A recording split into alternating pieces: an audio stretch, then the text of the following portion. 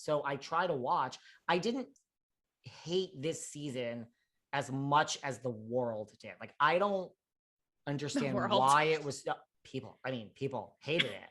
Oh my God. The last time I had Ebony on my show, you should see the fucking comments. I mean, people are like, it's like really, I've done shows like How to Fix Roni, and I do a posting and 9,000 million comments. Fire Ebony and Leah, fire Ebony and Leah, Leah and Ebony, fire them. It's like, so, but I don't understand it. I'm not saying that I like the entire 5 people that are in the cast. And we don't need to mention names, but I don't think it was that different a season than everything else. Like, we had COVID, and Atlanta wasn't so great last season. The OC I thought was the worst season ever. Jersey had a good season. Like, there's a lot of our franchises that didn't have the best season. I just thought Roni was one of those. Not sticking up for Ebony in that sense. I truly didn't despise it. Like, people hated it. I feel like we do have a built-in bias though, because we've interacted with them, we've met them, we've been with them in so many social settings. I'll notice when I watch the show with whoever, my mom or a friend, they're looking at it from, it's almost like so pure, and we know it from a whole other vantage point. So they'll be like, oh, what do you think of this? Or what do you think of so-and-so? Or so-and-so's kind of boring, or so-and-so's, and you're like, I actually have the totally opposite take because I've seen it firsthand. So that could be part of it. Yeah. Yes. And yeah. So maybe, and I try, so I'm being self-aware. I'm checking myself, maybe that's part of it. So that was that. But I don't hate it as much as everyone else hated it. What else was I not thrilled with this year? Well, pop culture wise, guys, pop culture. I was, now let me just drop a footnote. I don't really despise these 2 women. I don't really not like them, but sometimes we get a new housewife that whether you love or hate, you're like, this person's going to go the distance. Like Heather Dubrow being back, that ain't going away. This is going to go the distance. Whether, y'all hate her now, but when we got Erica Jane, it was instant, like, holy shit, we got something here. Dorinda Medley, holy shit. Like, when you have that casting and right away, you're like, this person is here for years. And they were. This is something. We got Mia Thornton this year, Crystal Kong. We didn't really get that in a lot of the new additions. I'm not saying I don't not like Crystal or Mia. They're both like, they can do the job and they're good. And it's just, we didn't have that Erica Jane, Dorinda, wow. Like, we don't have it with Emily and Gina in the OC. They're on their 3rd season. So I'm not saying either of these women are going anywhere. They're not. Mia will be back, but just, I want that, that it factor. And you know what, David, these are limited slots we have here. I say that all the time. We have 5, 6 housewives per city. Like, is Bravo just lazy? Like, come on, I'm trying to see the cream of the crop. We're trying to be entertained. Like, I don't know what's going on over there. Don't understand it, because that's what I mean. There's a line out the door, and this is who, it makes no sense to me. I do want to say, I think Noella Berenger on the OC, the new housewife, she has a sex dungeon. She's, since filming, in the middle of filming, she's getting a divorce from her husband, found out her husband owes, I don't know, 3-5 million, whatever it is in back taxes. Like, Noella is and she's Bronwyn Wyndham Burke's ex-best friend, who took Bronwyn's spot basically. And so, not really, but she did. Bronwyn's out, she's in. So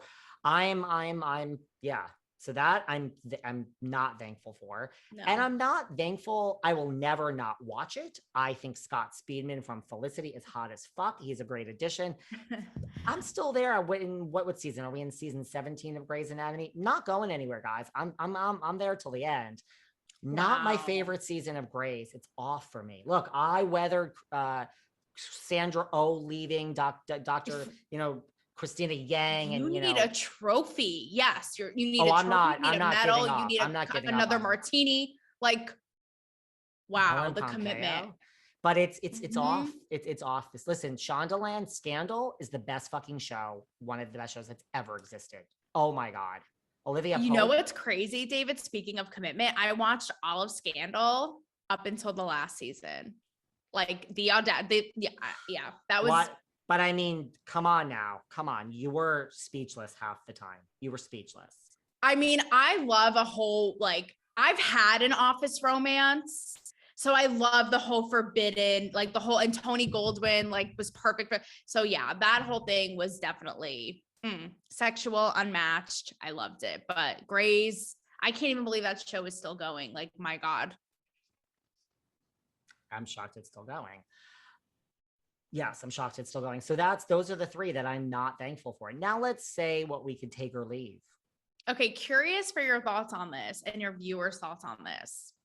Award shows. I just feel like, listen, I have been to the Vanity Fair Oscar party. I've been to the Golden Globes. Speaking of Sandra Oh, she and I pissed and washed our hands in the behind the scenes bathroom backstage at the Emmys the year before COVID. Like, being at award shows has been the highlight of my career. They're so larger than life. They're a spectacle. They're fun. But now they just, I get it. You have to keep the tradition going. But there's a part of me that just feels like they're out of touch. It's a little cheesy. They're just not quite the same. But I don't know. It's like, are they getting lazy again? Like the Bravo thing? How do they revamp it? I don't know. I could take it or leave it. I'm not at the edge of my seat every time I hear there's a award show. I'm like, oh, there is? Oh, okay. I feel the same way. I mean, I kind of am down to just in the background watching the red carpet, and that's kind of all I care about. Yeah. Like I'll go online and be like, okay, red carpet looks from blah, blah Oscars. And like, that's the extent. And again, this is from someone who, you know, was sitting on top of their shoulders, front row at the Emmys. It's lost that it factor. And I don't know what it's going to take to get it back, but I'm not enticed. I agree. I'm not enticed. What else? Curious also for your thoughts on this. Bennifer. At first I was psyched. He rolled his eyes. No, at first I was that's psyched. On my list, honey. That's one of my three. That's one of my three. Right? At first I was like, oh my God, we're in Jenny from the Block. We're in 2003. Absolutely. And now I'm like, I'm hearing more about it. They're at this, they're holding hands at this. You know, Ben Affleck said he drank and felt trapped with Jennifer Garner. Now I'm kind of like, you're dragging it out. It was a cute PR thing at first on the yacht, the whole remake of the Jenny from the Block. And now it's like, take it or leave it. It's had its moment. I'm the literal exact opposite. They were on my list. I was like, this is definitely not real. Jennifer Lopez is fucking brilliant. She's like, yeah, all talking about fucking Alex and me and poor me and look how I was treated and I'm the woman and let's do this narrative and I will fucking show you because none of you are talking about this fucking pig Alex Rodriguez anymore. Now you're talking about Bennifer. So I'm smarter than all of you and that took one phone call and it's great for Ben. It certainly is helping his career and, you know, reviving his issue, which is like hanging out and like looking like a slob and drinking all day. So I really thought it was, I thought it was a publicity stunt and I was like, brilliant, Jennifer, but I'm not here for it because it's not real. And now I'm like, I'm not like living for it, but it's real.